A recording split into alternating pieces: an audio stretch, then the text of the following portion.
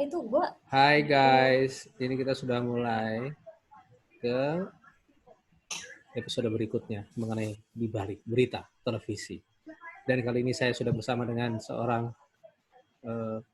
praktisi TV, khususnya berita 24 jam yang masih bekerja di Metro TV, Rosalia Dewi Arlusi.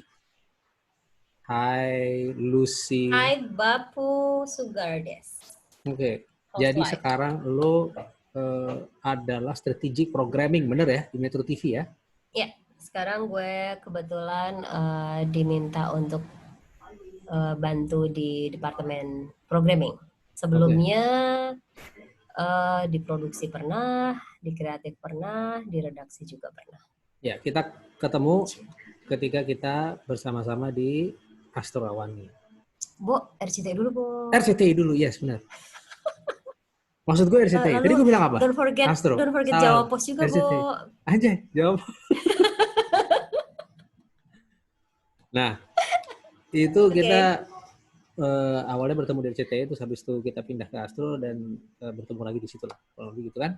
Nah, dari situ kita saling mengenal satu sama lain.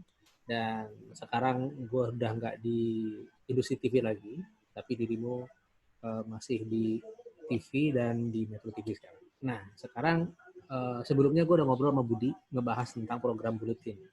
Bagaimana program Buletin itu diramu atau digodok untuk menjadi program seperti yang kita lihat di layar televisi. Nah, sekarang Lucy itu di Metro TV punya pengalaman untuk bikin program dialog. Nah, ya, alhamdulillah. Kita akan bicara sedikit apa bedanya program Buletin dengan program dialog dan bagaimana meramu itu atau menggodok program dialog sehingga menjadi seperti apa yang kita lihat di layar. Oke? Nah, ya, boleh. Salah satu program dialog yang dibuat oleh Lucy itu adalah Q&A dengan waktu itu presenternya adalah Andini Effendi. Yes. Ya. Yang namanya program televisi itu selalu tidak ada yang sendiri. Tidak ada yang sendiri. You're right, kamu kanan. Nah, sekarang salah satu episode yang mau kita bahas ini adalah pindah ke rumput tetangga. Coba bisa cerita sedikit nggak? Ya. Mengenai ya, apa jadi ini itu kalau dilihat di tayangannya ya, rekamannya ini bulan Juli tahun 2018. Jadi sudah 1 tahunan lewat ya. Kebetulan aku di programming itu sudah sekitar setahunan. Nah, ini dan program ini itu kebetulan aku menggawangi program ini sejak di awal berdiri. Jadi ikut menggodok konsepnya, ikut memulai episode perdananya. Nah, yang menjadi unik adalah program Q&A ini rasanya belum pernah ada ya di Indonesia, atau kalau lihat di TV-TV lain kayaknya baru kali ini ada program yang berbeda dengan program dialog lain. Kalau misalkan tadi lo sempat bilang baik, ada program dialog di Buletin, ada program dialog juga yang bukan di Buletin. Sebetulnya basically sama, tapi bedanya kalau di program yang sendiri kayak gini dan panjang durasinya, ini butuh banyak sekali elemen show. 1,5 jam ya? Ini ya. Kebetulan ini 1,5 jam, tapi awalnya dulu 1 jam. Awalnya 1 jam, kemudian diperpanjang jadi 1,5 jam mengingat banyaknya peminat, kemudian seru banget tema-tema yang waktu itu kita angkat. Gitu. Kalau misalkan kemarin mungkin udah bahas sama Budi soal Buletin ya. Di Buletin sendiri itu kan juga ada dialog ya. Pada dasarnya apa yang diterapkan di dialog di Buletin itulah yang kita bawa ke sini. Tapi kalau dalam program seperti ini tuh ada banyak bunga-bunganya. Gitu. Jadi harus ada banyak tadi yang aku bilang elemen show. Di Q&A ini formatnya berbeda dengan program yang lain. Q&A ini dulunya kita bikin itu konsepnya adalah narasumber itu akan berhadapan dengan para panelis. Para panelisnya itu dulu jumlahnya tuh bisa mencapai 8 orang. Narasumbernya bisa 1, bisa 2, bisa 3. Mereka bisa didudukkan langsung berdua, langsung bertiga. Nah kayak gini nih 2 nih ya. 2 narasumber di sisi kanan, kita kan tadi pakai judul pindah ke rumput tetangga. 2 di sisi kanan, 8 di sisi kiri. Sorry, ini mumpung lagi sini bisa stop dulu, baik? Ya. Oke. Nah, jadi aku jelasin konsepnya dulu ya. Jadi Q&A itu konsepnya adalah kita mempertemukan panelis dengan narasumber, yang mana panelisnya ini diharapkan bisa menjadi representasi dari Publik. pemirsa, dari masyarakat. That's why panelis yang hadir di sini tuh beragam. Ada yang seniman, ada yang politisi, ada yang pengamat, ada yang artis, ada yang komika, ada yang bahkan ibu rumah tangga biasa juga ada. Gitu, anak muda juga ada. Jadi kita pengen melihat ada pertanyaan apa sih dari masyarakat yang diwakili oleh orang-orang panelis ini yang ini mereka tanyakan ke para narasumber yang kita hadirkan. Nah, kebetulan dalam episode kali ini pindah ke rumput tetangga kita berbicara soal orang-orang yang pindah haluan dari profesi dia sebelumnya. Jadi ini kalau episode yang ini tadi kita lihat ada siapa tadi tuh? Ada Haji Komar ya? Komar, ya. Sama siapa tadi satu lagi? Satu lagi gua tidak begitu memperhatikan. Jadi intinya kita ingin bertanya ke mereka apa yang membuat kalian kok akhirnya mau terjun ke politik. Padahal kita tahu politik itu dengan dunia kalian yang dulu itu jauh berbeda. Jadi ingin mengupas betul-betul. Karena sudut pandang pertanyaan dari seorang yang muda dengan yang tua pasti akan berbeda. Sudut pandang pertanyaan politisi dengan sudut pandang artis juga pasti akan berbeda. Itu sebabnya kita hadirkan para panelis dari beragam latar belakang untuk tanda kutip nyecer atau nanya, menguliti narasumber yang kita hadirkan. Itu konsepnya. Itu yang pertama ya. Kalau tadi kita lihat programnya diawali dengan bumper. Kemudian setelah bumper, Andini opening. Kita nyebutnya opening ya. Selamat malam pemirsa, dan menyaksikan kembali Q&A bersama saya Andini Effendi, bla bla bla bla bla.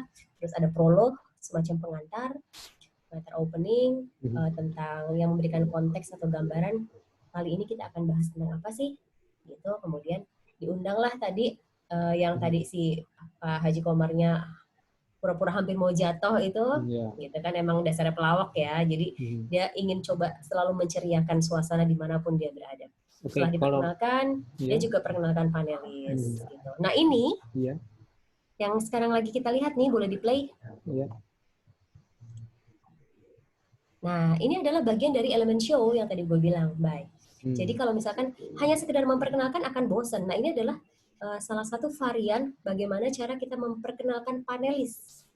Jadi panelisnya nggak diperkenalkan, ya kita hadirkan Lucius Karus, peneliti formapi. Kita hadirkan jurnalis Windy Dia. Tapi kita kemas dalam sebuah VT pendek yang agak-agak komikal kayak tadi untuk memperkenalkan VT itu adalah panelis yang dihadirkan. VT itu adalah semacam maksudnya VT apa? Iya, itu singkatan dari apa? Coba ya. VT itu sebenarnya istilah yang dipakai untuk menjelaskan bahwa ada video yang kita play, ya betul. Kan? Yang kita putar. Itu semacam video pengantar atau video trailer, something like that lah ya. Kalau untuk bahasa awamnya mungkin kayak video cuplikan pendek yang akan bantu para penonton untuk memperjelas ini ngebahas apa sih. Gitu. Ya mungkin video insert lah ya. Bisa. Memasukkan video, ada video yang diputar pada saat-saat tertentu. Nah, dalam hal ini video yang diputar kebetulan memperkenalkan panelis yang jumlahnya ada 8, salah satu. Video yang diputar ini dibuat sebegitu menariknya sampai menggabungkan ada elemen grafik, video maupun foto, musik dan segala macam. Ya, lebih gitu ya. Yes. Nah, terus you are right. Kamu kan. Jadi. Yes, selalu. Nah, ini itu kan sebenarnya bagian dari show, gitu kan? Itu yang tadi lo bilang sebagai elemen show. Ya, elemen show ini kan sebenarnya apa yang membuat sebuah program tayangan menjadi menarik. Lebih menarik, ya.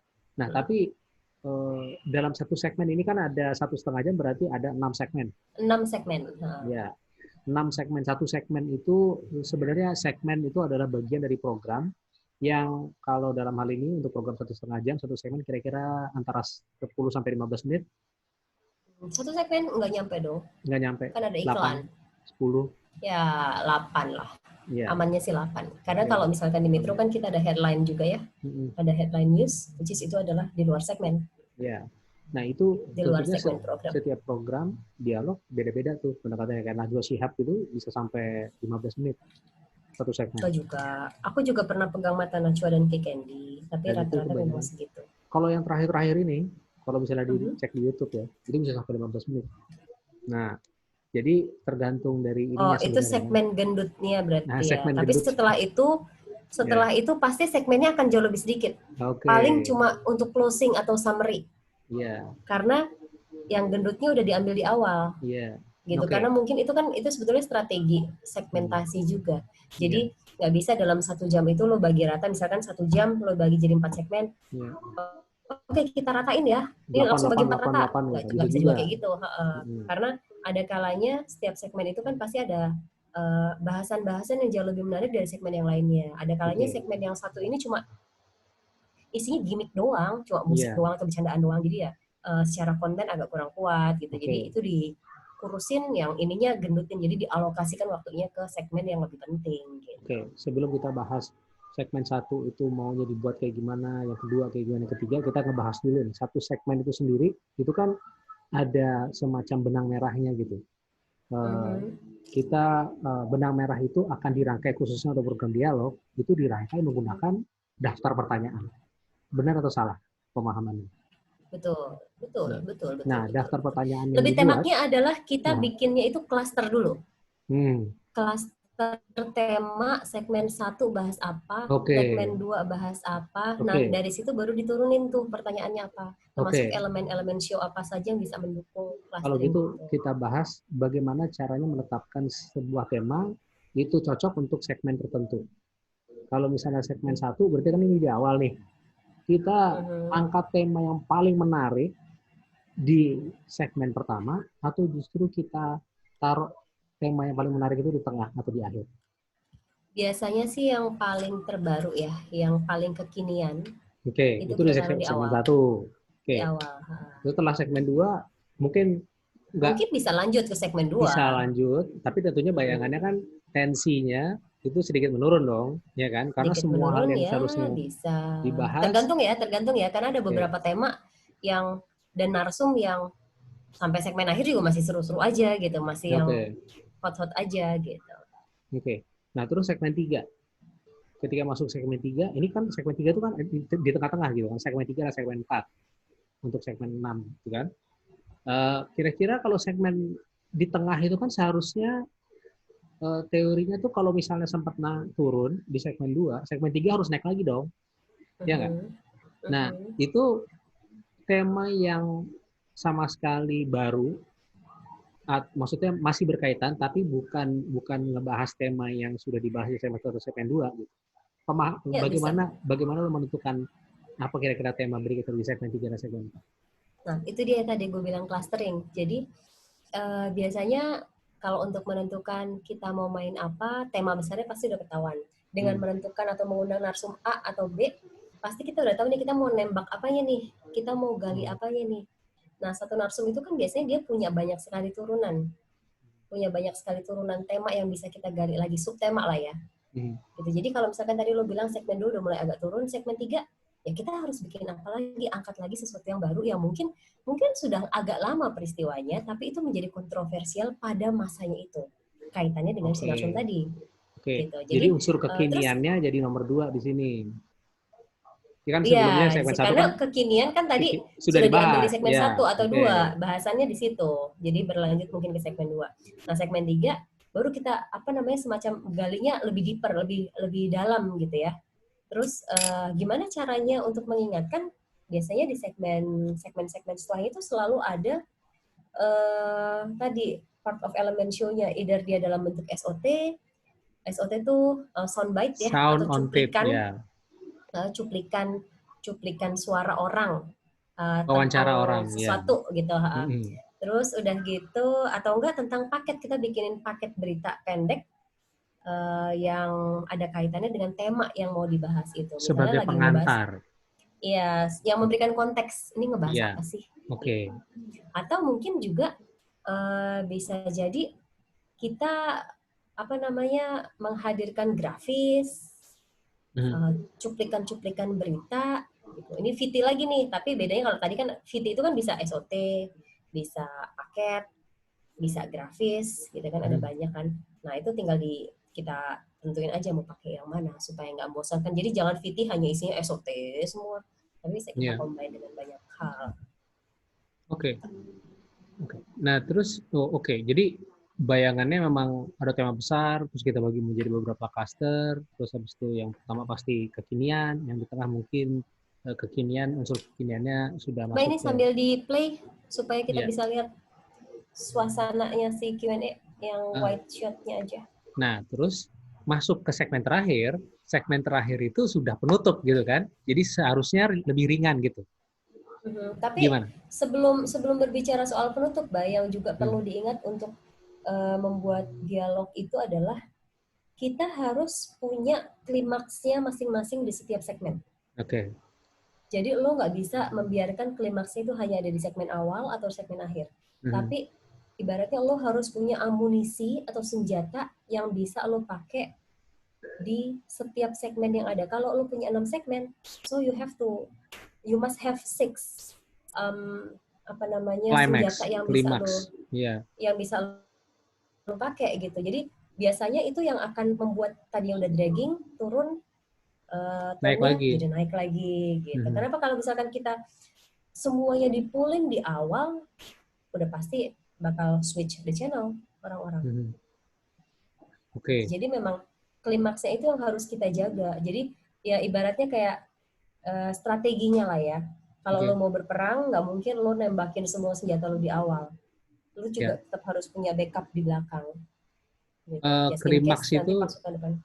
Klimaks itu tentunya kan ada berbeda-beda gitu kan. Ada yang klimaksnya tegang, ada yang klimaksnya eh, Yes, lucu, yes, yes, yes. mengharukan. Klimaksnya belum tentu klimaks yang serius semua, enggak. Tapi Iya, sesuatu yang sangat lucu, sesuatu yang surprising itu juga part of klimaks kan.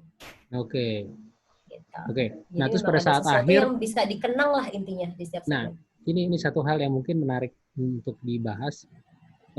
Di bagian akhir itu kan harus ada kesimpulan tuh.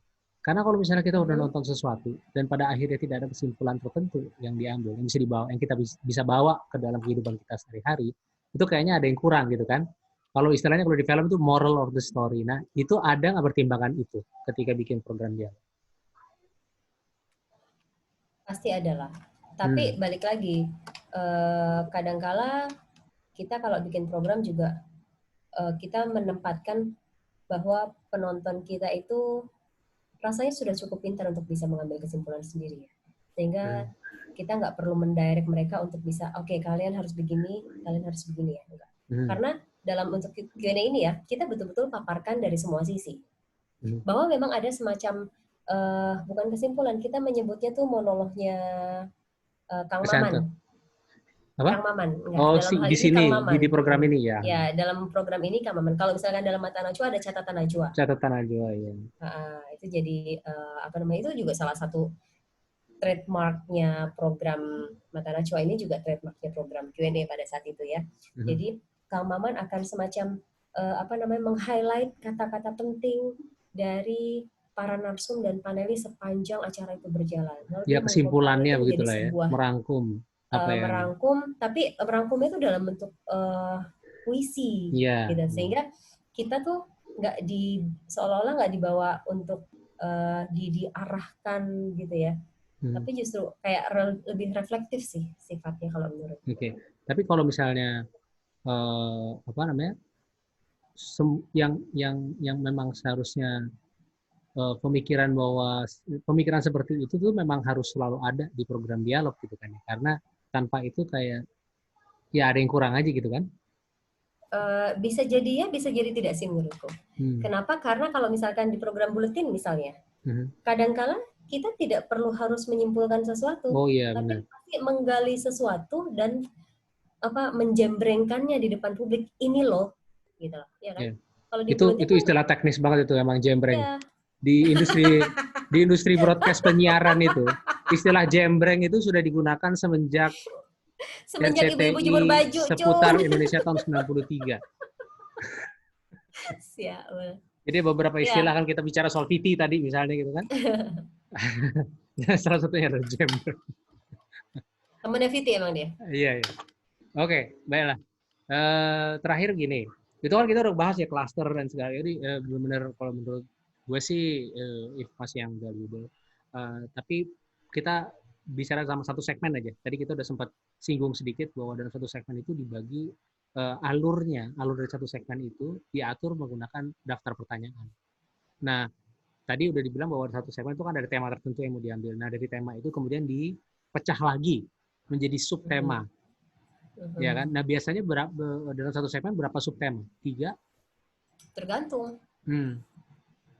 Minimal 3 lah Tergantung ya. apakah, karena kan pasti akan ada follow up question. Oke. Ya kan? Terus habis itu dari Paling tidak subtema kita itu, siapkan ya 2 sampai 3. Nah, 2 sampai Ya 3. Terus habis itu dari satu tema clustering itu kita bahasanya dibagi jadi misalnya daftar 3 nih, pertanyaan. 3 pertanyaan utama. Oke. Nah, apalagi dalam program ini Q&A ini ada 8 panelis, Bo. 8 panelis dengan isi kepalanya masing-masing. Ini dalam 1,5 jam program, belum tentu mereka dapat 3 kali nanya. Dapat 2 kali nanya aja udah alhamdulillah. Gitu. Karena memang konsepnya kayak gini yang kita rancang. Tapi kalau misalkan dia one on one narsum, bisa jadi eksplorasinya akan lebih banyak. Gitu. Oke. Baiklah, kalau begitu. Begitu doang? Yes, untuk gue buatnya singkat-singkat gitu loh, Lus. Jadi supaya nggak terlalu panjang. Nanti abis itu kita ngobrol lagi. Oke? Boleh. Ya, sejauh ini thank you banget. Kalau menurut gue ini You're informasi yang sangat berharga. Nanti kita ngobrol lagi masih ya. basic banget sih itu ya, masih dasar Yes. banget. Maksudnya masih banyak banget yang bisa digali dari sebuah dialog. Gitu. Yes. Oke. Nanti kapan-kapan kita ngobrol lagi ya, Lus. Thank you banget. You're welcome, Bapu. Bye. Bye.